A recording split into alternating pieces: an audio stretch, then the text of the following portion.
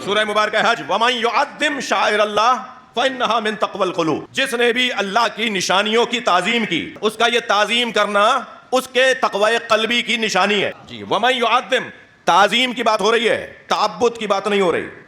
ताजीम और है, इबादत और है, मगर याद रहे कि दोनों में सर झुकता है।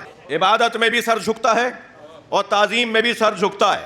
वग़फ़िज़ लहुमा जनाह दुल्ल मिनर रहमा। वालिदैन के हवाले से अल्लाह ने कुरान मजीद में औलाद को कहा है कि अपने माँ बाप के सामने तुम्हें कैसे पेश होना है।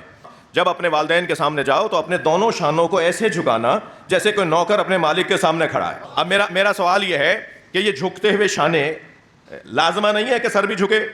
हो ही नहीं सकता कि शाने झुके और सर ना झुके। कोई मश्क तो करके दिखाए। कुरान ने कहा शाने झुकाओ, अब शाने तो झुका रहे हैं मगर सर नहीं झुक रहा। कोई जरा मश्क तो करे। मुमकिन ही नहीं है कि शाने झुके और सर ना झुके।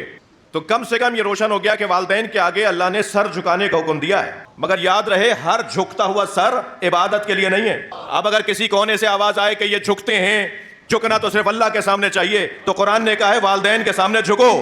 और वालिदैन भी हमारे और आपके वालिदैन जो मासूम नहीं है, मेरे और आपके माँ बाप जो नबी रसूल इमाम नहीं है, लेकिन जिसे अल्लाह ने कायनात के लिए बाप बनाया हो वो मोहम्मद और वाली, और जिस सैयदा को कायनात के लिए माँ बनाया हो उसके आगे झुकने का हुक्म है, दरवाजा जलाने का हुक्म नहीं है।